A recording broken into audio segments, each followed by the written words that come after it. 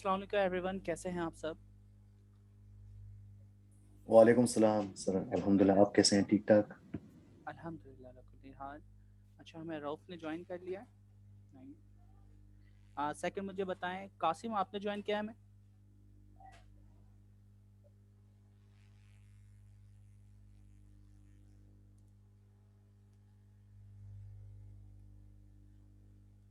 ठीक है, चलें।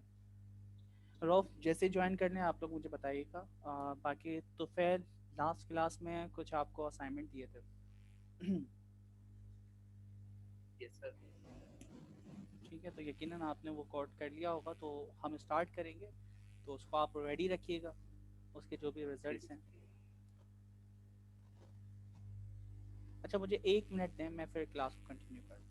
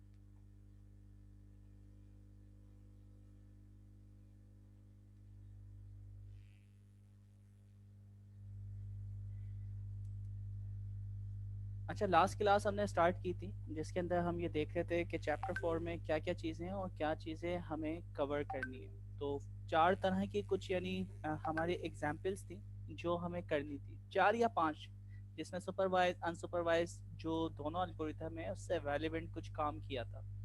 तो लास्ट क्लास में हमने क्या काम किया था, कोई बताएगा हमें?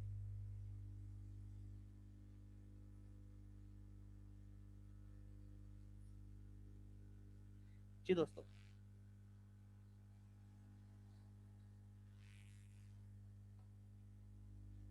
सबको मेरी आवाज़ आ रही है?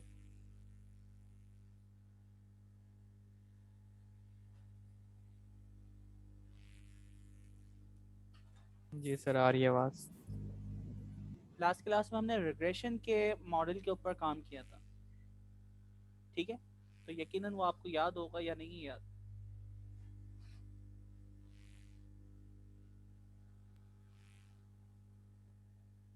यस सर, याद। Okay, great. चलें जी, तो आज फिर हम कंटिन्यू करते हैं। थोड़ा सा हम रिव्यू कर लेते हैं क्या चीज़ें हमने करी थी। अच्छा, हमने सबसे पहले देखा है चैप्टर 4 के अंदर हम क्या करने वाले हैं। हम प्री ट्रेंड जो भी आपके बिल्ट इन एल्गोरिथम है उनको इस्तेमाल करते हुए एंड टू एंड पाइपलाइन बनाएंगे। पाइपलाइन का मतलब है एंड पॉइंट, यानी एपीआई आप डेवलप करके देंगे। उस एपीआई को आप रियल वर्ल्ड में कहीं भी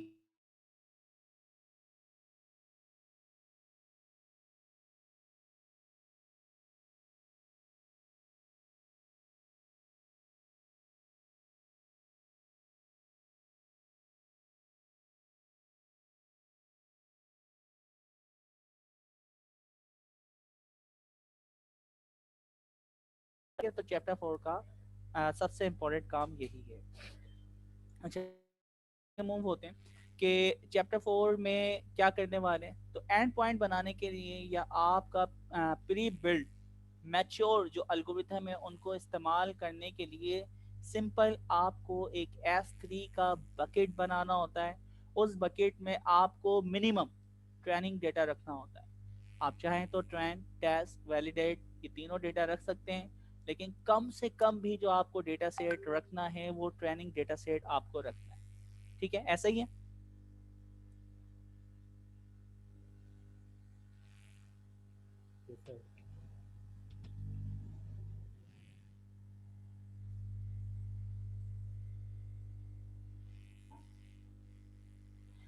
ओके जी, तो हमारे पास ये सिंपल सा काम है।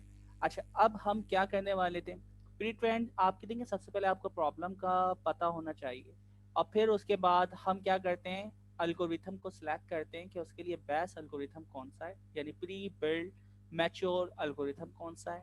उसके बाद आप उस पाइपलाइन को सिलेक्ट करते हैं, उसके अंदर मिनिमम आप अपने ट्रेनिंग डेटा की लोकेशन बताते हैं, आपका मॉडल ट्रेन हो जाता है।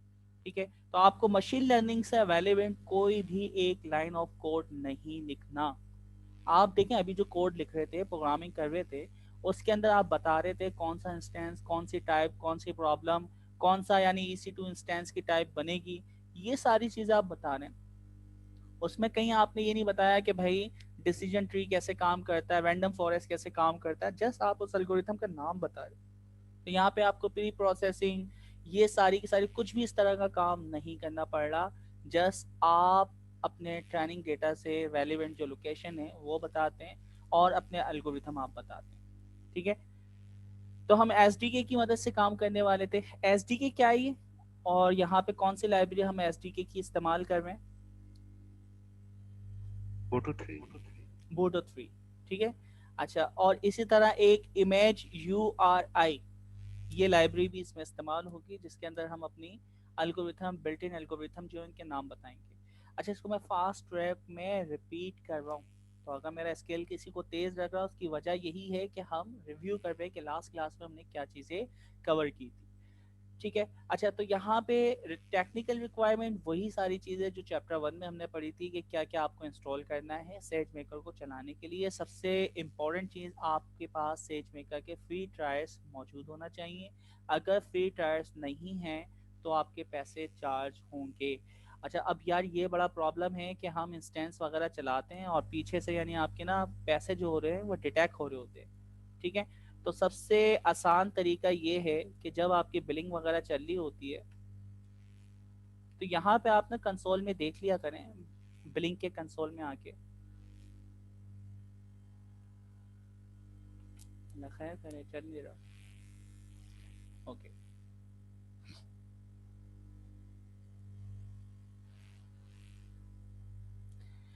अब देखें, मुझे टोटल AWS के चार्जेस 0.98 चार्ज हुए। ठीक है, तो कहाँ पे चार्ज हो रहे हैं, यहाँ पे आप देख सकते हैं सेज मेकर की सर्विस। सेज मेकर की सर्विस US ईस्ट के अंदर ये चार्ज हो रहे हैं। ठीक है, और वहां भी कौन सी सर्विस इस्तेमाल हुई है आपकी, स्टूडियो की नोटबुक का इस्तेमाल हुआ है। ठीक है, तो यहाँ से आपको देखें सारी डिटेल पता चल गई। तो इसका मतलब है आपको नेक्स्ट विंडो में करना क्या है, आप नेक्स्ट विंडो में आए, या मैं इसको यहाँ से कंसोल खोलता हूँ, सेज मेकर। ये बड़ी इंपॉर्टेंट चीजें बता रहे हैं, क्योंकि जब आपका रीजन चेंज होता है ना, तो वो नोटबुक वगैरह दिखा नहीं रहा होता। ठीक है, अच्छा, रीजन कौन सा है, यहाँ से आपने देखा कि रीजन हमारे पास जो है वो है एन वर्जीनिया, US ईस्ट है। तो यहाँ से आप अपना, ये आ रहा है US ईस्ट एंड वर्जीनिया।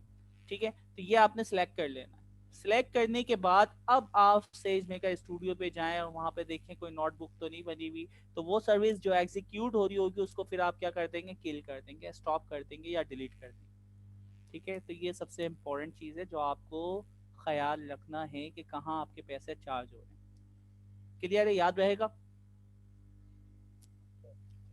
तो सर इसमें मुझे मैंने रीजन, आपसे पूछ जी जी, हम सर्विस यूज करते हैं तो बेस अपडेट होते हैं वो 24 आपको 24 हमारे पास अपडेट आती है। नहीं नहीं, डायरेक्टली यहाँ पे देखें, आपके जैसे बिलिंग ना पॉइंट, जैसे आपके इंस्टेंस के पैसे चार्ज होंगे तो वो यहाँ पे ऐड हो जाएगी। ठीक है, और अगर आप जाएं तो क्लाउड वॉच वगैरह में भी जाके उसके लॉग देख सकते हैं।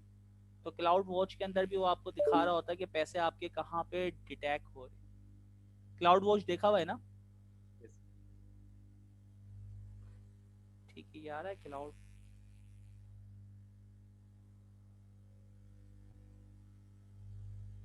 अच्छा, ये बताने का मकसद ये है क्योंकि बहुत सारे स्टूडेंट के साथ एक्सीडेंटली ये काम हो चुका है कि उनके बिल बन चुके हैं, फिर उन्होंने वही AWS से कांटेक्ट किया, यकीनन उन्होंने पैसे वगैरह रिमूव कर दिए होंगे, ऐसा ही है।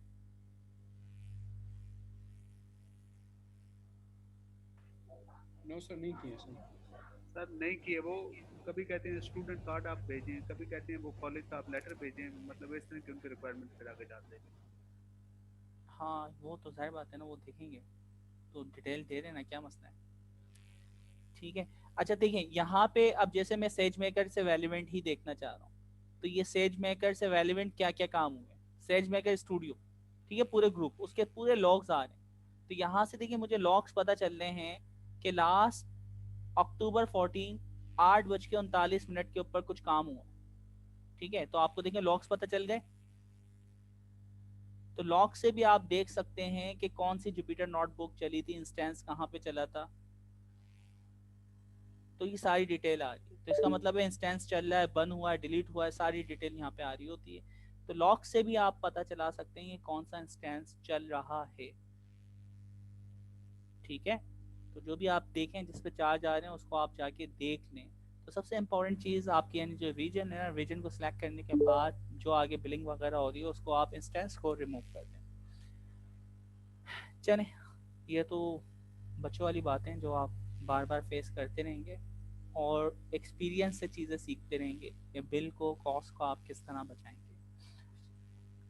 अच्छा जी, तो हमारे पास पहले से यानी सेज मेकर की कैटलॉग पूरी की पूरी मौजूद है, जिसके अंदर जितने भी आपकी यानी प्री बिल्ड, क्या कहेंगे इसको हम, कॉपी प्री बिल्ड एल्गोरिथम जो हैं,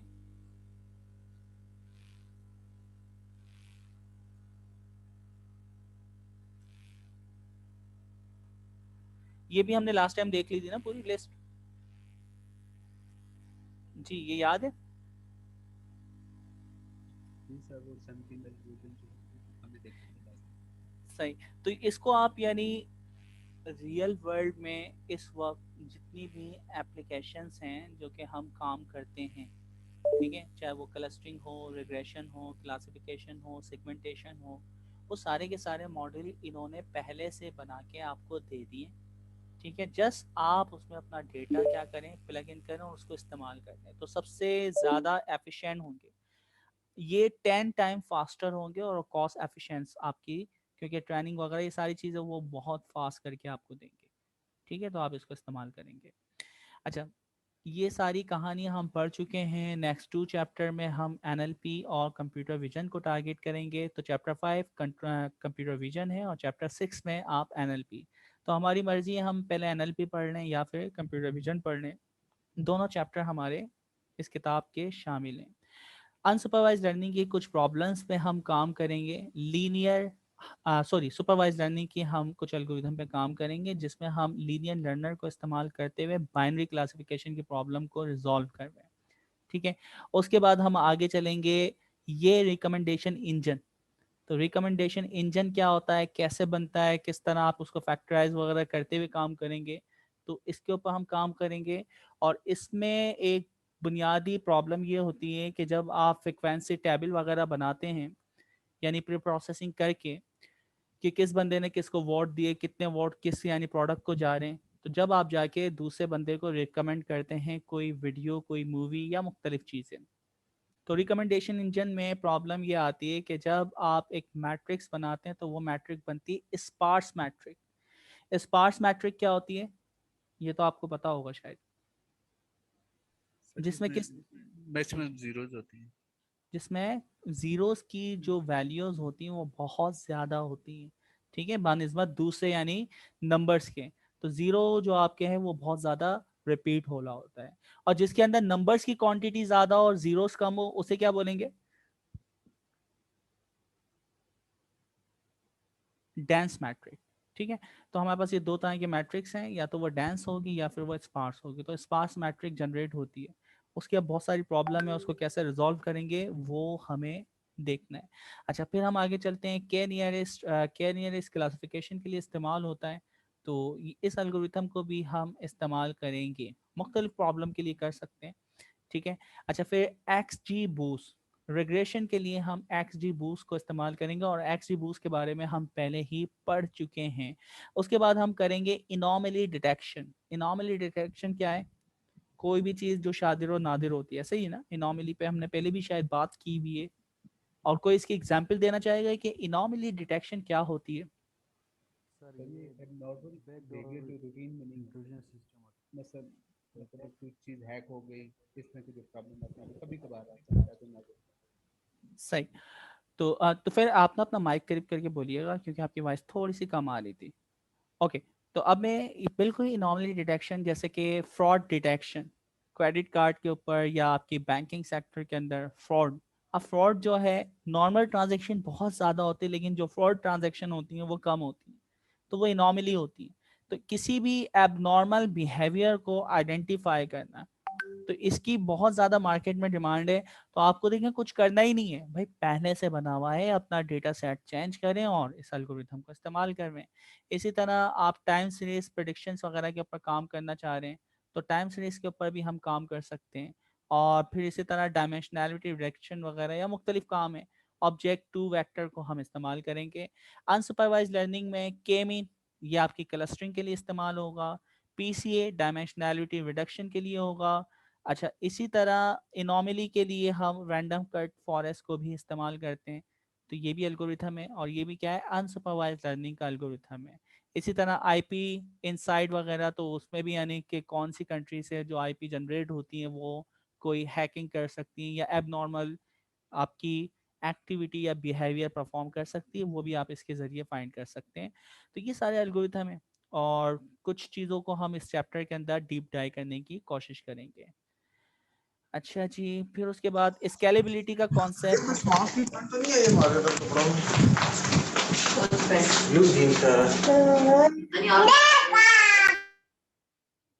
अब्दुल बासित, आपका माइक अनम्यूट हो गया था, प्लीज़ ज़रा चेक करिएगा, मैंने आपको म्यूट कर दिया वैसे।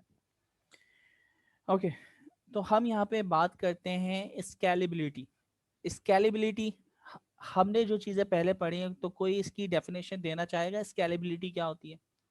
हम इस किताब से बात नहीं कर रहे, नॉर्मली जो कॉन्सेप्ट आपके माइंड में बैठा हुआ है वो कोई डिस्क्राइब करना चाहे। अस्सलाम वालेकुम सर। सर जो स्केल के मतलब जो मतलब उनका स्केलिंग डाटा की बराबर होती है। लेट्स सपोज हमारे पास ना एक बड़े नंबर्स हैं, वो मिलियंस में है और दूसरे नंबर हमारे पास 1 से 10 में है, तो उनको स्केल करके बराबर ले आए बंदा, तो इसको स्केलेबिलिटी कहते हैं।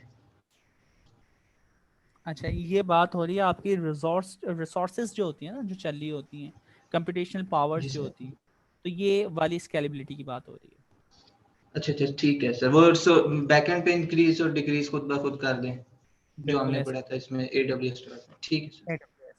ठीक है, तो स्केलेबिलिटी ये है कि अगर एक बंदा आता है तो वो एक बंदे के हिसाब से जितनी कंप्यूटेशनल आपके हार्ड ड्राइव और रैम इस्तेमाल होनी है, आपकी मशीन इस्तेमाल होनी है, वो होगी। अगर मैं कहता हूँ 20 लाख लोग आ जाएं एकदम से 2 मिलियन, तो अब क्या होगा, आपको फिजिकल मशीन्स वगैरह बढ़ाना पड़ेंगी ना कंप्यूटेशनल के लिए। तो ये आपको ऑटो स्केलेबिलिटी देता है।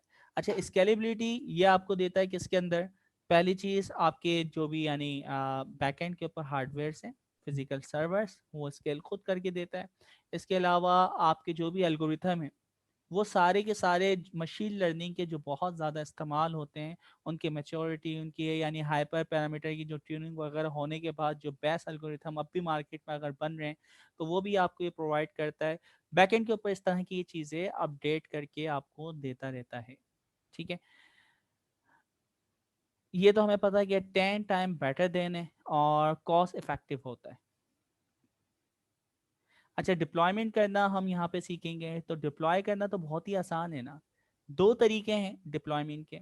जब हम कोई एल्गोरिथम ट्रेन करते हैं तो मॉडल बनने के बाद हम उसको दो तरह से इस्तेमाल कर सकते हैं। पहला तरीका है एंड पॉइंट बना के देना।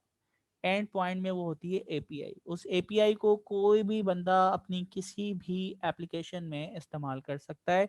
और दूसरा हमारे पास होता है बेच प्रिडिक्शन। बेच प्रिडिक्शन उसको हम यानी थोड़ा देर में डिस्कस भी करेंगे प्रैक्टिकली। तो बेच डिस्कशन क्या है भाई, पूरा बेच उठा के देना, उसके अगेंस्ट प्रिडिक्शन हो, उसके बाद उसका काम मॉडल का ख़त्म हो गया। तो दो तरह के हमारे पास क्या होंगे, मॉडल का इस्तेमाल होगा या मॉडल से हम प्रिडिक्शन करवाएंगे, या तो रियल टाइम एंड पॉइंट बना के हम डिप्लॉय करते हैं जिसे हम क्या कहते हैं, एपीआई। और दूसरा तरीका क्या है कि हमने मॉडल ट्रेन किया, उससे एक बेच को प्रिडिक्ट करवाया और उसके बाद उस मॉडल का काम खत्म हो गया। ठीक है, तो ये दो तरीके हैं।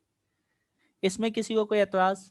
दोनों तरीके सही हैं, क्लियर है कि किस तरीके से मॉडल को हम इस्तेमाल कर सकते हैं जो मॉडल ट्रेन हो चुका है, एक एंड पॉइंट बना के और दूसरा बैच प्रेडिक्शन। Batch prediction.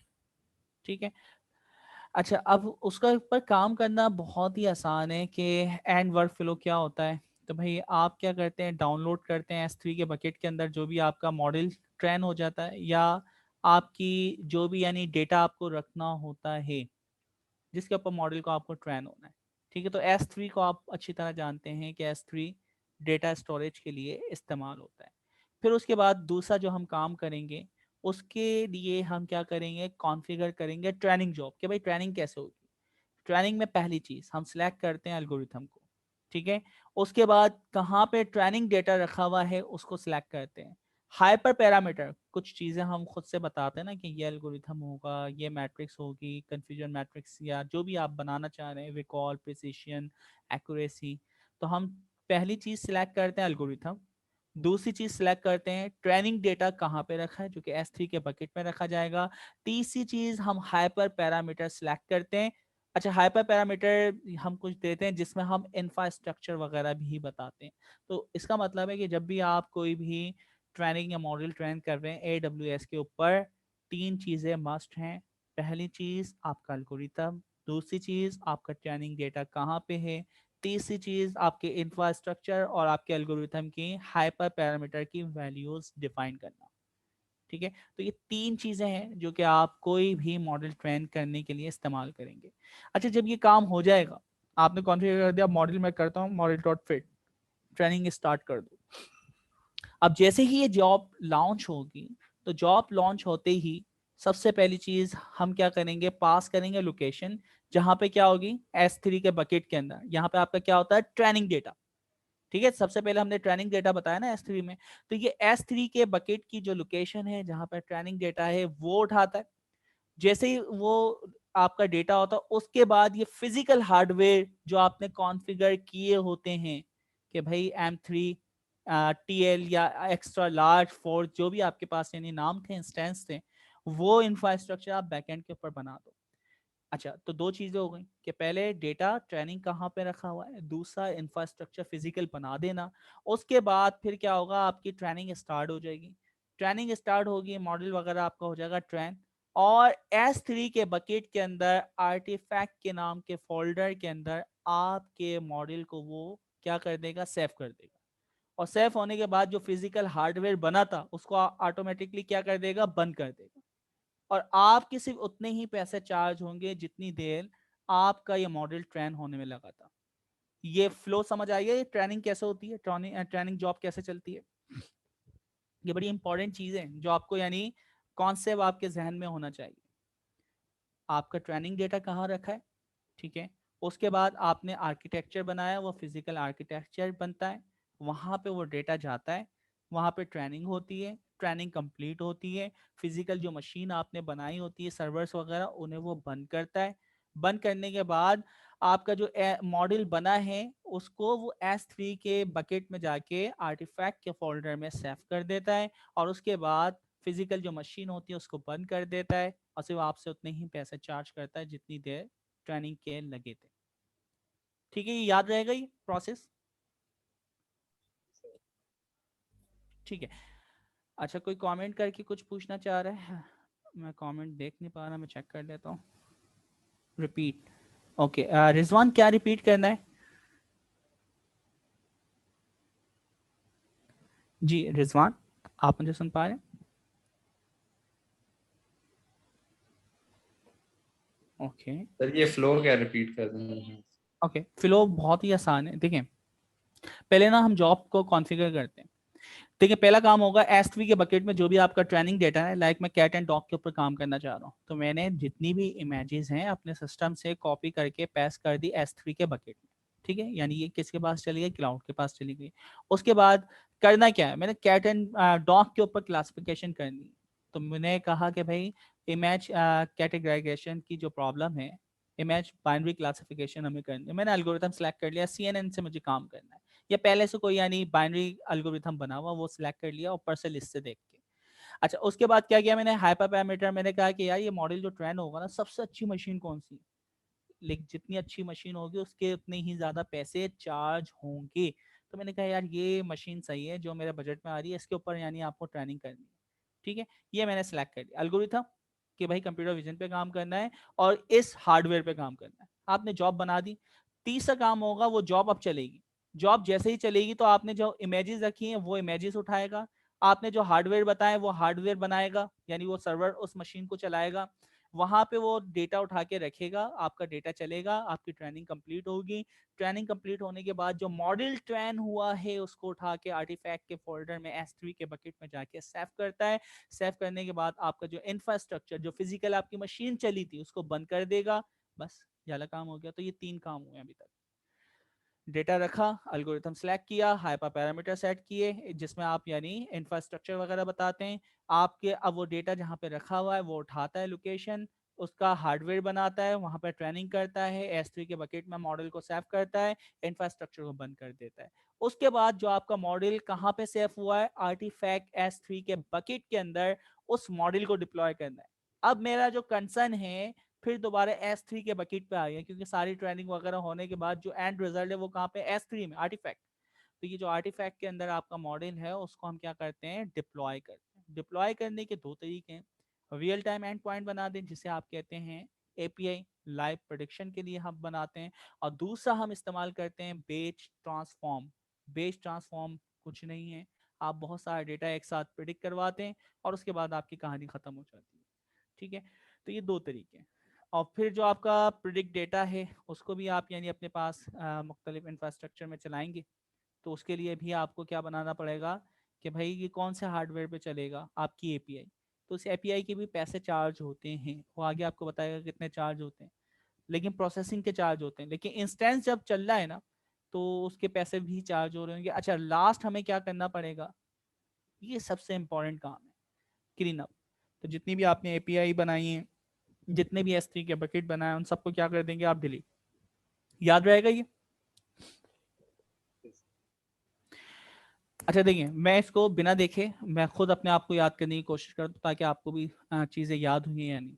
आपने S3 के बकेट में अपना डेटा रखा ट्रेनिंग, उसके बाद आपने अपनी जॉब की कॉन्फ़िगरेशन की, एल्गोरिथम सेलेक्ट किया, कहाँ पे डेटा रखा है वो बताए, हाइपर पैरामीटर सेट की। आपकी अब जॉब जो आपने कॉन्फ़िगर की है वो चलती है। उसमें क्या होता है, S3 के बकेट में जहाँ पे डेटा वो उठाता है, जो आपने हार्डवेयर की रिक्वायरमेंट बताई है वो उठा के चलाता है, उस पर ट्रेनिंग कंप्लीट करता है, आर्टिफैक्ट के फोल्डर के अंदर मॉडल को सेव कर देता है और वो जितनी आपकी कॉन्फ़िगरेशन हुई थी, हाइपर पैरामीटर वगैरह, मशीन वगैरह चल रहा है, उन सबको बंद कर देता है, डिस्ट्रॉय कर देता है। उसके बाद आप अपने इस S3 के बकेट में जो मॉडल रखा हुआ है इसको डिप्लॉय करते हैं। डिप्लॉय आप इसको आप या तो बेच पे कर सकते हैं या फिर लाइव API बनाते हैं। तो हम लाइव API बनाते हैं। ठीक है, और उसके बाद जो आपका डेटा होता है हम API के जरिए उसको एंड पॉइंट के जरिए या बेस ट्रांसफॉर्मर के जरिए उसको प्रेडिक्ट करवाते हैं। इंफ्रास्ट्रक्चर बैकएंड पे दोबारा चलेगा जब भी आप प्रेडिक्ट करवाएंगे और उसके बाद वो उसको बंद कर देगा। आपकी जो भी प्रेडिक्शन हुई है आपकी रियल लाइफ में या जो भी चलने पैसा कॉस्ट हो रहे हैं उसको आप मॉनिटर कर सकते हैं। एंड फाइनली उन सबको आप डिलीट कर दें जब आपने एक प्रैक्टिस कंप्लीट कर दी। SDK की मदद से ये सारा काम हम करने वाले हैं। और ये अच्छा, फिर दूसरा एक और तरीका हो सकता है। अभी ये जो मॉडल बनाया है हम इसको सिर्फ और सिर्फ AWS के ऊपर डिप्लॉय कर रहे हैं एंड पॉइंट। तो यार हर सुनेरी में ऐसा नहीं होता। अब जैसे बैंक है तो बैंक तो कहेगा मैं अपने सर्वर पे ही इसको क्या करूंगा, डिप्लॉय, मुझे क्लाउड पे नहीं करना। गवर्नमेंट कोई सेक्टर है, वहाँ की कोई मॉडल की ट्रेनिंग है तो वो अपनी जो भी लाइव आपकी API है उसको वो अपने ही सर्वर के ऊपर डिप्लॉय करेगा। तो यहाँ पे चैप्टर 11 के अंदर हम ये सीखेंगे कि किस तरह आप कोई भी मॉडल ट्रेन करने के बाद अपने लोकल सर्वर के ऊपर डिप्लॉय कर सकते हैं। ठीक है, ये चीज याद रहेंगी। अब कोई रिपीट करना चाहेगा? Yes sir. जी, रिपीट करें तो फिर। सर सर एक क्वेश्चन है कि अब तीन टाइप्स हो गई हैं। किसकी कितनी टाइप है, सॉरी? सर एक तो बैच वाली होगी, एक API वाली होगी, और एक अपने सिस्टम पे जो होगा डिप्लॉयमेंट, वो हम इसको थर्ड टाइप कहेंगे या वो भी सेम होगा, वो API या बैच में से कोई भी हो सकता है? नहीं नहीं, देखो वो डिप्लॉयमेंट है। डिप्लॉयमेंट आप अपनी लोकल मशीन पे कर लो। ठीक है, डिप्लॉयमेंट आप यानी किसी सर्वर पे कर लो, तो वहां से यानी जब भी आप मॉडल के पास डेटा आएगा तो यहाँ पे आके प्रोसेसिंग होगी। ठीक है, तो वो टाइप नहीं है, वो तो आपका जो इंफ्रास्ट्रक्चर है ना, हार्डवेयर, जो भी हम AWS के इस्तेमाल कर रहे हैं वो हम अपने भी कर सकते हैं। तो यहाँ पे सिर्फ ये चेंज होगा। जी सर, ठीक है सर। ठीक है जी, तो फिर आप आई थिंक सर मैं रिपीट कर। इसको रिवाइज कर दूँ। जी सर सबसे पहले हम अपना ट्रेनिंग डाटा S3 के बकेट में रखेंगे, फिर वहाँ से मॉडल कॉन्फ़िगर करेंगे। मॉडल के अंदर हम हाइपरमीटर उसके मतलब अपनी मर्जी का सिलेक्ट करेंगे। उसके बाद जो रिसोर्सेज हमने यूज़ करनी है, बैक एंड पे जो मशीन यूज़ करनी है उसको सिलेक्ट करेंगे, मॉडल को ट्रेन करेंगे। जब इसकी ट्रेनिंग हो जाएगी तो ये S3 के बकेट में आर्टिफैक्ट के नाम का एक फोल्डर बनेगा, उसके अंदर सेव हो जाएगा और बाकी पीछे जो बैक एंड पे जो भी रिसोर्सेज है उनको क्लोज कर देगा। फिर वहाँ से इसके हमारे पास दो ऑप्शन है, या तो आप इसका रियल टाइम एंड पॉइंट पे इसको डिप्लाई कर देंगे, या दूसरा बैच ट्रांसफॉर्मेशन है, उसमें बैच हम लेके उसकी एक ही दफ़ा मतलब एक बड़ा सा बैच है उसकी हमने प्रोटेक्शन करवा ली, वो खत्म। सही, ठीक है, बिल्कुल ऐसे ही हो रहा है। अच्छा, अब हमें क्या करना है कि भाई ये जो आपका मॉडल बना हुआ है ना, मॉडल क्या है, ये मॉडल कह रहे हैं कि एक पूरा एक पाइपलाइन है। ये पाइपलाइन अभी AWS के ज़रिए गुजरती। हम चाहें इस मॉड्यूलर सर्विस को उठा के अपने लोकल सर्वर पे, अपनी ज़ाती सर्वर के ऊपर डिप्लॉय कर सकते हैं। उसके लिए हमें चैप्टर 11 पढ़ना पड़ेगा। चैप्टर 11 में ये चीज़ें बताई हैं। अच्छा, ये तरीका भी बता रहा हूँ, बहुत ही आसान है। आर्टिफैक्ट जो ट्रेनिंग डेटा था ना S3 का बकेट, उसके अंदर एक फाइल होगी मॉडल डॉट टार डॉट केस। ठीक है, तो ये आपकी एक WinRAR टाइप एक फाइल है। उस फाइल को आप क्या करेंगे, डाउनलोड करेंगे। डाउनलोड करने के बाद उसको आप स्टोर मॉडल करेंगे आर्टिफैक्ट के अंदर, तो एक्सट्रैक्ट कर लेंगे आप इसको। ठीक है, अच्छा, इस एक्सट्रैक्ट करने के बाद जो आपका सर्वर है, कौन सा सर्वर है, लाइक आपने UBL का एक सर्वर है वहां पे डिप्लॉय करना है, HPL का एक सर्वर है वहां पे डिप्लॉय करना है। अब ये जो आपका मॉडल है जो आपको सर्वर पे डिप्लॉय करना है, तो डिप्लॉय करने के लिए ये 3 लाइब्रेरीज में से कोई एक लाइब्रेरी इस्तेमाल करेंगे। ठीक है, या तो आप XGBoost मॉडल को इस्तेमाल करेंगे, उस मॉडल को फिर यहाँ पे इस लाइब्रेरी के जरिए हम क्या करेंगे, लोड करेंगे। या फिर आप ब्लाजिंग टैक्स मॉडल को इस्तेमाल करेंगे, या फिर अपाची MXNet को इस्तेमाल करेंगे। तो ये हमारे पास कुछ लाइब्रेरीज हैं जिनको हम इस्तेमाल करेंगे अपने लोकल सर्वर पे। ठीक है, क्योंकि वो डायरेक्ट तो नहीं समझ सकता ना क्या इनपुट आ रहा है, क्या प्रोसेसिंग हुई है। तो वो जो उसको रीड कर पाएगा, उसको पूरी कॉन्फ़िगर कर पाएगा, वो इन लाइब्रेरीज के थ्रू कर सकता है। और ये सारी चीजें हम पढ़ेंगे वर्क फ्लो कहाँ पे, चैप्टर 11 के अंदर। ठीक है, ये चीज समझ आ गई कि भाई हम अपने लोकल सर्वर पे या अपने ऑन सर्वर पे उसको किस तरह डिप्लॉय करते हैं। तो आपके पास आर्टिफैक्ट के अंदर एक फाइल होती है जिसका नाम है model.tar.gs। उसको आप डाउनलोड करेंगे, उसको फिर आप अपने सर्वर पे अपलोड करेंगे। अपलोड करने के बाद इनमें से कोई एक लाइब्रेरी इंस्टॉल करेंगे, इसके थ्रू लोड करेंगे, और उसके बाद सेम वही तरीका है। ये आपको इसने 4 तरीके इंपोर्ट करने के बता दिए। सही, इन डिटेल हम देखेंगे चैप्टर 11 के अंदर। अच्छा जी, मैनेजेबल इंफ्रास्ट्रक्चर है। इंफ्रास्ट्रक्चर बहुत ही आसानी से चलता है। कैसे चलता है, आपके सेज मेकल के एल्गोरिथम है, वो पैकेज होते हैं जो आप यानी देखिए मशीन चलाते हैं ना, तो वो कंटेनर बना हुआ होता है। और कंटेनर कुछ नहीं होता, वो डॉकर होता है। तो यहाँ पे डॉकर की सर्विस इस्तेमाल करने के लिए अमेजोन इलास्टिक कंटेनर, ये आपके पास रजिस्ट्री है। अगर आप अपना भी कोई मॉड्यूल बनाते हैं, कोई भी चीज़ बनाते हैं, अपनी मशीन बनाते हैं, तो आपको यहाँ पे जाके ECR, ये AWS की सर्विस है, यहाँ पे अपना कंटेनर, अपने डॉकर कंटेनर को रिस्टार्ट करना पड़ेगा और फिर आप उसको इस्तेमाल कर सकते हैं। और बहुत सारे कंटेनर पहले से बने हुए हैं मुख्तलिफ कामों के लिए, उन कंटेनर्स को आप यहाँ से देख सकते हैं। ठीक है, तो ये सिंपल सा काम है। इंफ्रास्ट्रक्चर भाई कैसे क्रिएट होता है, उसकी पूरी तरीका ये बता रहा है कि आपकी जॉब लॉन्च होती है, वो इंफ्रास्ट्रक्चर क्या करती है, अप करती है, उसके इतने इंस्टेंस बनाएगी जितने आपने काउंट बताए होंगे, ट्रेनिंग डेटा को उठाती है, ऊपर वाले जो हमने प्रोसेस पढ़े थे उसको डिटेल में बता रहा है। फिर उस कंटेनर को पुल करती है, उसके ऊपर ट्रेनिंग चलाती है। ECR जो आपके हाइपर पैरामीटर होते हैं वो उस एल्गोरिथम के थ्रू उस पर अप्लाई होते हैं। ठीक है, इसमें रिसीव होती है लोकेशन आपके ट्रेनिंग डेटा की। ठीक है, उसके बाद एल्गोरिथम होता है, उसको फिर वो डेटा सेट को S3 में हमने कॉपी कर लिया था। आपकी ट्रेनिंग स्टार्ट होती है, स्टार्ट जो होती है, जो आपने कॉन्फ़िगरेशन की हुई होती है, ये खुद ब खुद अगर आपने कॉन्फ़िगरेशन की हुई है कि भाई ये बिग डेटा जो एल्गोरिथम है अपाची या हडूप वगैरह बैकएंड के ऊपर क्लस्टर पे चले, तो वो खुद ब खुद आप वो ऑटोमेटिकली वो चला देता है बैकएंड के ऊपर। उसके बाद आपकी ट्रेनिंग कंप्लीट होती है, आपका एक मॉडल बनता है, उसको S3 में आप सेव करवा देते हैं और आपका इंफ्रास्ट्रक्चर शट डाउन हो जाता है। और उसके बाद S3 के बकेट में आपका मॉडल ट्रेन हो जाता है। ऊपर वाला वो जो आपने पढ़ा था ना प्रोसेस, उसको इसने डिटेल में बताया, इसमें कोई मुश्किल? जो अभी तुफैल ने भी बात रिपीट की थी, ये सारी वही बातें। क्लियर है ये चीज? जी सर। ठीक है। अच्छा, अगर कोई भी प्रॉब्लम होती है तो आप क्लाउड वॉच पे जाके देख सकते हैं कि कहाँ पे कोई प्रॉब्लम आई है, क्या लॉग जनरेट हुए हैं, वो सब यहाँ पे क्लाउड वॉच के थ्रू आप देख सकते हो। अभी क्लाउड वॉच अभी देखना हमने सीखा भी। अच्छा, फिर क्या है भाई, आपकी क्रिएटिंग द प्रेडिक्शन इंफ्रास्ट्रक्चर। अब आपका मॉडल बन गया है, मैं अब इसको डिप्लॉय करने जा रहा हूँ, तो इसका इंफ्रास्ट्रक्चर कैसे बनेगा? आप क्या करते हैं, लॉन्च डिप्लॉयमेंट जॉब करते हैं, उसमें इंफ्रास्ट्रक्चर वो आपकी रिक्वायरमेंट के मुताबिक क्या करता है, आप करता है, एंड पॉइंट आपको दे देता है, या फिर बेस ट्रांसफॉर्म का भी जो भी है वो आपको दे देता है। अच्छा, एंड पॉइंट जैसे ही आपका बनता है तो ये क्या करता है, ये सबसे पहले आपकी सर्विस इस्तेमाल करता है आपकी AWS की, जिसमें ये सबसे पहले पुल करता है। क्या पुल करता है? जो आपने अपना मॉडल बनाया कंटेनर, उस कंटेनर के अंदर लोड करता है S3 के अंदर, आर्टिफैक्ट के अंदर जो मॉडल होता है उसको लोड करता है। एंड पॉइंट आपको एक URL दे देता है, उस URL को आप कहीं भी इस्तेमाल कर सकते हैं। ठीक है, तो वो आप कॉन्फ़िगर सकते हैं। एंड पॉइंट आपको मिलेगा, सर्वर इंस्टेंस, लोड बैलेंसिंग, ये सारी की सारी बैकएंड के ऊपर खुद हो रही है। तो आपका अब ये जो इंफ्रास्ट्रक्चर बना है, एक कस्टमर्स आए या बिलियंस ऑफ कस्टमर्स आ जाएं, तो ऑटो स्केलिंग ये खुद ब खुद प्रोवाइड कर रहा है। ठीक है, ये कब का बता रहा है? जब आपने मॉडल ट्रेन कर लिया, ट्रेन होने के बाद जब आप उसको डिप्लॉय करते हैं, यूजर के लिए अवेलेबल करते हैं, तो उस वक्त क्या होता है, आपकी डिप्लॉयमेंट जॉब चलती है, इंफ्रास्ट्रक्चर अप होता है, रियल टाइम एंड पॉइंट आपको मिलता है।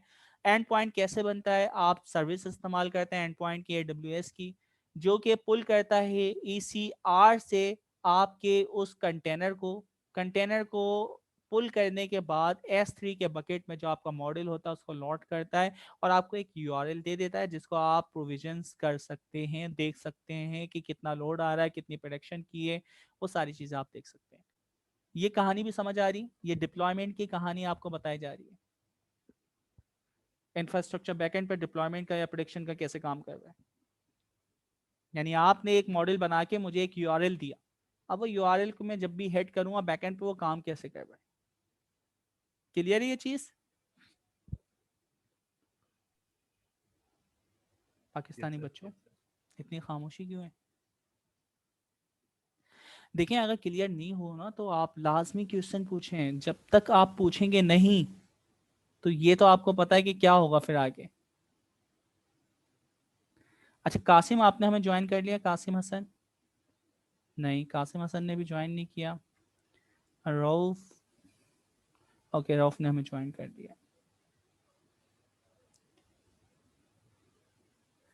ओके जी, तो हमें ये चीज़ पता चल गई कि ये काम कैसे करती है। और फिर सबसे इम्पोर्टेंट चीज़, जब आप चीज़ें यूज़ कर लें तो भाई API के पैसे चार्ज होते हैं एंड पॉइंट बनाने के, तो आप अपने एंड पॉइंट को लाजमी डिलीट कर दें, अदरवाइज पैसे चार्ज होते रहेंगे।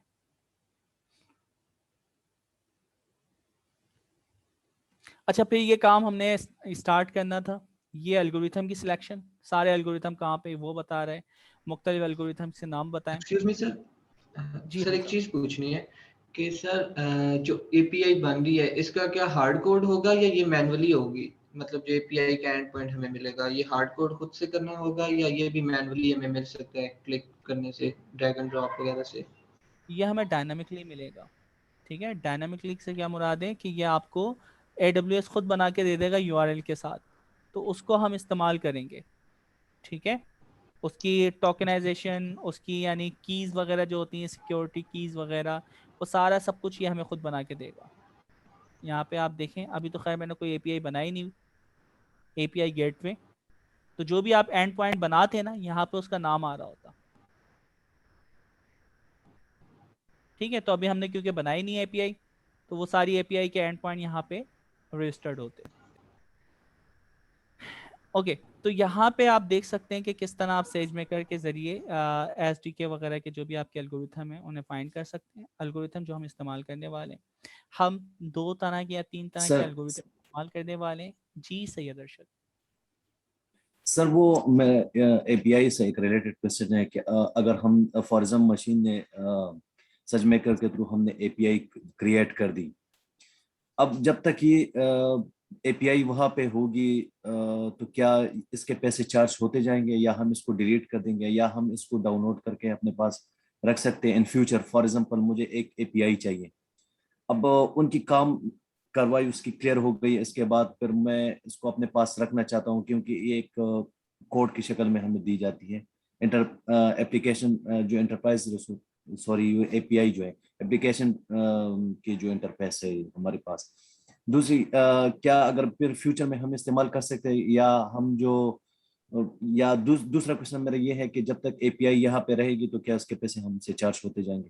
प्लीज इस पे आप ठीक है। थोड़ी अच्छा पहली चीज अर्शद, जब तक एपीआई का इंस्टेंस रहेगा पैसे चार्ज होते रहेंगे, तो आपको एपीआई अगर पैसे बचाना है तो डिलीट करना पड़ेगी। ठीक है। अच्छा अब दूसरी जगह या नेक्स्ट टाइम आपने बंद कर दिया, अब मुझे 5 साल बाद उसी एपीआई की जरूरत पड़ी, तो एपीआई बनाना कोई मुश्किल काम नहीं है। इसने कहा कि आर्टिफैक्ट के अंदर मॉडल की एक फाइल है, वो उठा के आप रख लो। ठीक है। और जब भी उसको डिप्लॉय करना हो, तो इसने डिप्लॉयमेंट या इंफ्रास्ट्रक्चर चलाने की एक जॉब बताई थी, जिसके अंदर वो आपके उस मॉडल के आर्टिफैक्ट की जो फाइल है ना, उसको लोड करता है कंटेनर में और एंड पॉइंट बना के दे देता है। तो इसका मतलब है कि मुझे सिर्फ और सिर्फ model.tr.gs की जो फाइल है वो उठा के अपनी लोकल मशीन में डाउनलोड कर लेनी है। और जब भी मुझे कोई कहता है कि भाई ये कंप्यूटर विजन की आपने काम किया था, मुझे उसी एपीआई को दोबारा बना के दे दें, ठीक है, इस क्रेडेंशियल के साथ, तो आपको कुछ नहीं करना। आपको वो डिप्लॉयमेंट के जो इंफ्रास्ट्रक्चर का उसने प्रोसेस बताया है S3 के बकेट में, वो पास कर दें। ठीक है। अच्छा S3 का जो बकेट है वो बहुत कम पैसे चार्ज होते हैं, तो आप चाहें तो वहां भी रख सकते हैं, लेकिन हम थोड़े से भी पैसे क्यों दें, हम तो बोले वहां से उठा के आप अपने लोकल सिस्टम में रख लें। सही सर है। मेरा यही क्वेश्चन था कि एपीआई को हम अगर उठा के अपने लोकल सिस्टम पे रख लें, कि इन फ्यूचर हमें फिर इसकी जरूरत होगी तो बार बार एपीआई बनाने की जरूरत नहीं होगी। सही। मैं अब ये इसका जवाब जी, आपको अब इसका जवाब क्या मिला, आप क्या करेंगे अब, किस चीज को सर, रखेंगे अपने पास? सर इसको अपने लोकल सिस्टम मशीन पे रखेंगे। जो किसको? जो एपीआई की बात करूं, जो एपीआई हमने बनाई है एक नहीं सिस्टम पे। एपीआई को नहीं रखना, हमें किसको रखना अपने पास? मॉडल को रखना है। सर उस फाइल को, जी बिल्कुल, model dot T A R dot dot. Dot G से। ठीक है। तो इस फाइल ठीक को है हमें, सर, ठीक। जी जी सर। सर ठीक इसको है, अपने अपने ठीक है गिटहब पे हम सेव कर सकते हैं ना, मतलब है बिल्कुल वहां से जहां जब दिल मैं चाहे, डाउनलोड कर लूंगा। जहां दिल चाहे, अब ये आपके ऊपर। ठीक है, जहां आपका दिल करे आप उसको वहां सेव कर सकते हैं। अच्छा हम कुछ एल्गोरिथम पे काम करने वाले हैं, लीनियर सर इसमें एल्गोरिथम, रिग्रेशन एक और एक बात बोस्टन। आपसे मैंने शेयर करनी थी कि S3 की आप बता रहे हैं कि उसमें आप कोई भी डाटा रखें तो उसमें बहुत कम चार्जेस होते हैं। अब मैंने जस्ट वो जब R2ML का वो 5 घंटे के लिए यूज किया था, तो मेरी S3 के जो वो टोटल मतलब है पावर हो गया, और उसने मुझे बिल भी कॉस्ट किया है। हाँ वो एक लिमिट दे रहा है ना कि इतना आप रख सकते हैं। आई थिंक वो पता नहीं कितने जीबी है, तो वो चेक कर लें। तो मैं तो यही कहता हूँ कि भाई नहीं रखें ना, आप ना उठा के रखें तो अपने पास बेहतर से है, सेव कर लें। बिल्कुल सही, बिल्कुल ठीक सही। है। जब तक आप किसी ऑर्गेनाइजेशन का इस्तेमाल नहीं कर रहे, आई एम यूज़र, तो जब तक तो आप नहीं रखें। ठीक है। जब ऑर्गेनाइजेशन का करें तो भाई सारा डेटा रहने दें, क्या जा रहा है, ऑर्गेनाइजेशन के लिए इतनी सी कॉस्ट से कुछ फर्क नहीं पड़ता। ओके चलिए जी, तो हम अब क्या करने वाले हैं, हम लीनियर लर्नर एल्गोरिथम को इस्तेमाल करेंगे। इससे हम रिग्रेशन का मॉडल ट्रेन करेंगे और बॉस्टन हाउस को हम ट्रेन करेंगे। अच्छा उसके लिए रऊफ ने पूरी की पूरी हमें पाइपलाइन करवा चुके हैं। ठीक है। तो उसमें रऊफ ने क्या किया था, रऊफ ने सिंपल ये वाला कोड चलाया था। अच्छा वो रऊफ मुझे ना लास्ट वाली जो फाइल है उसकी जुपिटर नोटबुक वो मेरे साथ शेयर कर दिएगा, ताकि मैं गिट के ऊपर उसको पुश कर दूं। और कासिम आपने हमें ज्वाइन कर लिया, कासिम हसन? कासिम हसन ने हमें ज्वाइन नहीं किया आज। ठीक है, तो मैं कासिम से भी यानी वो डेटा ले लूंगा, तो हम फिर उसको गिट के ऊपर पुश कर देंगे। अच्छा आज वाला जो डेटा है वो एक्चुअली तोफेल सर, ने भी जी जी। सर इसमें आपको रिमाइंड करवाना था, वो लेक्चर 3 के बाद पोर्टल पे अभी तक कोई लेक्चर अपडेट नहीं हुए। हमारे पोर्टल मतलब पे आज नहीं मिला हुआ। के जो 6 लेक्चर हो गए हैं, लेकिन उसमें अभी तक अपडेट नहीं हुए। ओके मैंने वैसे यूट्यूब पे तो मैंने कर दिया है, लास्ट लेक्चर को शायद मैंने अपलोड नहीं किया, तो मुझे लास्ट लेक्चर भी अपलोड करना है और याला भी। ठीक है, बाकी सर मैं वो जिशान लिंक भाई भी शेयर कर ले यूट्यूब का। वो तो किया हुआ है ना आप लोगों के साथ। सर उसको पोर्टल पे भी करवा दीजिएगा तो। उस वो तो सिर्फ 2 मिनट का काम है जिशान भाई के लिए, तो मैं उनको कह दूंगा तो इंशाल्लाह ताला हो जाएगा।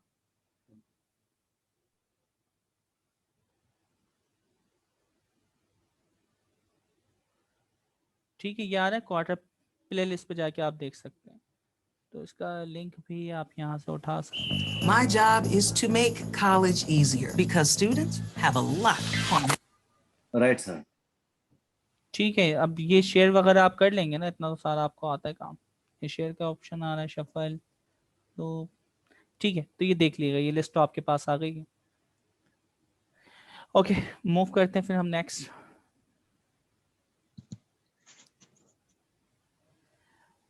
अच्छा देखिए, बहुत ही काम आसान है। आपने ये डेटा लोड किया था, ये हमारे पास लोकल मशीन पे पड़ा हुआ था, हमने इसको अपलोड करना है। अपलोड करने के बाद जो भी आपका वाई टारगेट वेरिएबल होता है, ये कहता है उसको शुरू में लिया। तो शुरू में लाने के लिए सिंपल सा कोड था, हमने कॉनकैटिनेट को इस्तेमाल किया, पहला कॉलम लास्ट कॉलम को बना दिया और फिर एक नया डेटा फ्रेम से उस कॉलम को हमने डिलीट करके एक नया डेटा फ्रेम बना दिया था। तो साइकिट लेंथ से हमने इस्तेमाल किया था। आपका ट्रेनिंग, वैलिडेशन और टेस्टिंग के अंदर डेटा को तोड़ना बहुत ही आसान है। आप क्या करते हैं, सिंपल से ये काम करते हैं। हमारे पास sklearn जो भी लाइब्रेरी है, इसके अंदर मॉडल सिलेक्शन के अंदर ट्रेनिंग टेस्ट स्प्लिट के नाम का एक फंक्शन है। उस फंक्शन को देखिए मैंने यहाँ कॉल किया है। उस फंक्शन के अंदर आपने अपना डेटा सेट बताना है और टेस्ट डेटा में कितना तोड़ना है वो परसेंट बता देना है। तो 0.1 का मतलब है कितना परसेंट है ये? 10%। 10% डेटा आपका टेस्टिंग के लिए इस्तेमाल होगा। अच्छा, इसके ऊपर सारा काम हमने कर लिया था, तो मैं इसको अब रिपीट नहीं कर रहा। ठीक है, इसकी कॉन्फ़िगरेशन वगैरह रऊफ ने बहुत अच्छी हमें करवाई थी और एक स्पेसिफिक कोड भी हमारे साथ शेयर किया था। उस कोड ने क्या किया था, क्या सेव की थी हमारी? तो उससे हमारी कॉस्ट सेव हो जाती है। ठीक है, तो आप ट्रेनिंग कोशिश जो करें आपने कि दिया, जितनी भी हाँ, ट्रेनिंग टेक्नोलॉजी वगैरह आप करें तो उसको आप इस्तेमाल करें ताकि जितने पैसे बच सकते हैं वो बचे। अच्छा, ये काम हो गया था, इसको हमने डिप्लॉय भी कर लिया था, प्रेडिक्शंस भी हमने देख ली थी और उसके बाद हमने उसको डिलीट भी कर दिया था। अच्छा रऊफ, बाकी वाला कोड आपने कर लिया है? रऊफ, आप मुझे सुन पा रहे हैं?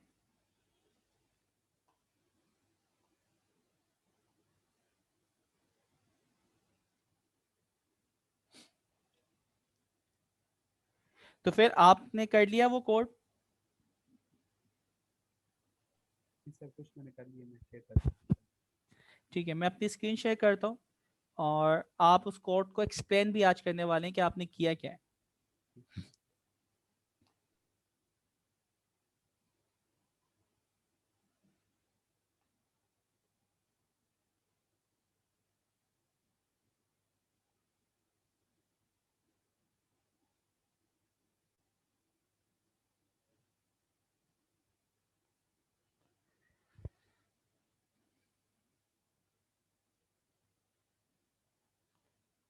जी, तो फिर आप स्क्रीन शेयर कर सकते हैं।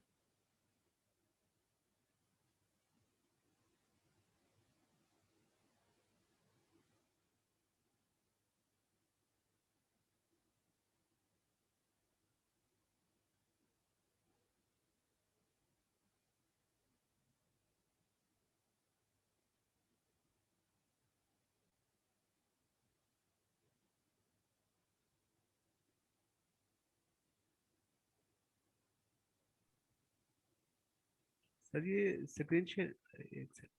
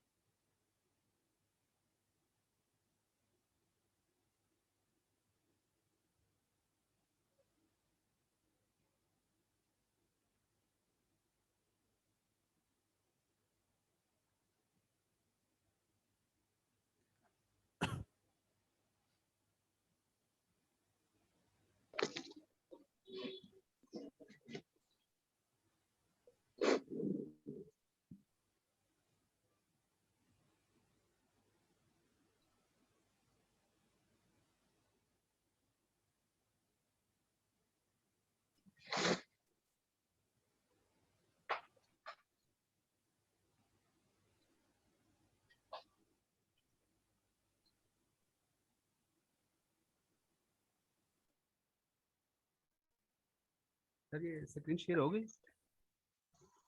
जी रऊफ, आपकी स्क्रीन शेयर हो चुकी है।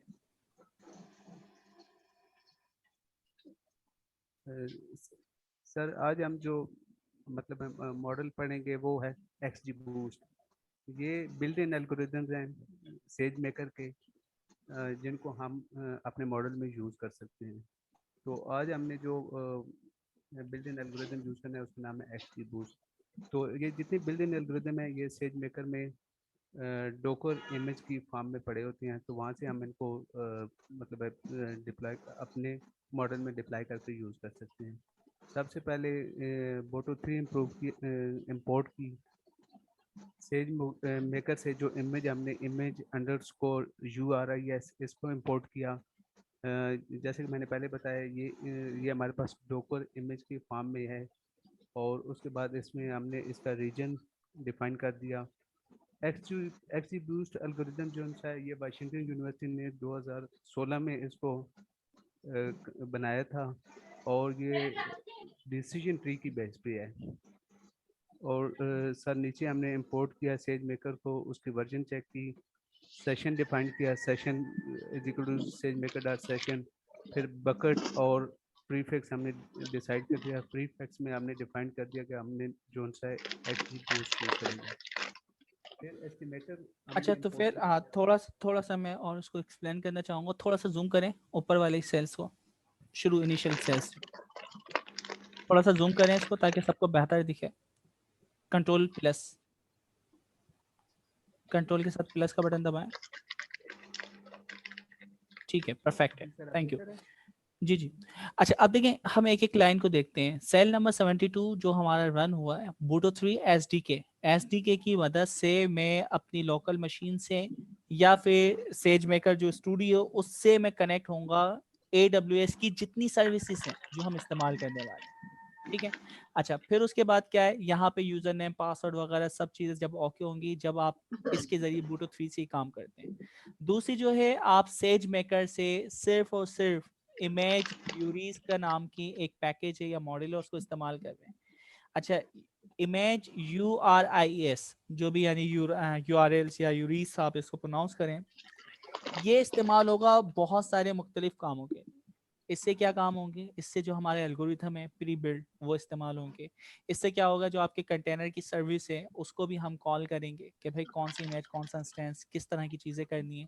तो ये दो हमारे पास लाइब्रेरीज हैं जो इस्तेमाल होने वाली है। अच्छा, बाकी आप देखें, आपने एक सेशन बनाया है। सेशन क्या है, जिससे आप यानी क्रेडेंशियल लॉगिन वगैरह हो सकते हैं। तो बूटो 3 का एक सेशन बनाया है जो कि आपको सर्वर से कनेक्ट करेगा, AWS की API से कनेक्ट करेगा। उसमें से सिर्फ और सिर्फ आपने रीजन का नेम निकाल लिया, क्योंकि आपको रीजन के नेम की जरूरत है। अच्छा, फिर आप एक कंटेनर बना रहे हैं। उस कंटेनर के अंदर आप देखें, इमेज यूरीज के अंदर एक फंक्शन है, एक मेथड है रिट्रीव। रिट्रीव का आपने फंक्शन लगाया, और उसके अंदर बिल्ट इन जो कंटेनर की सर्विस है वो उसका नाम बताया एक्सजी बूस्ट एल्गोरिथम। इसमें रीजन आपने बताया, और उसका आपने लेटेस्ट वर्जन यहाँ पे उठा लिया।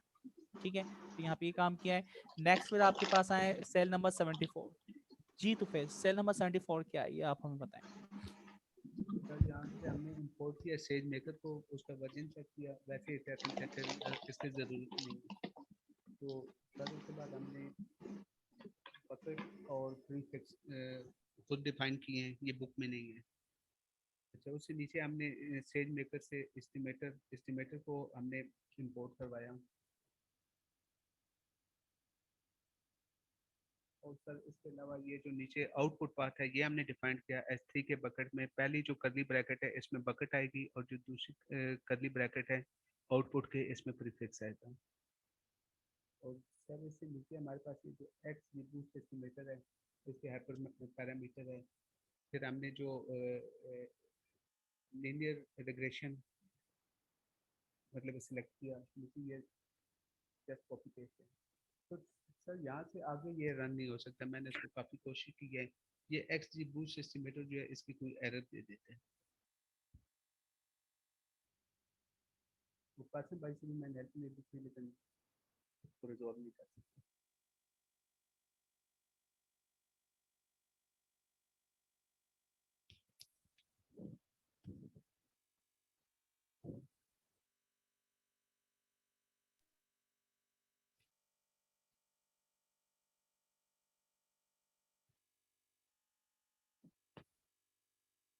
सॉरी।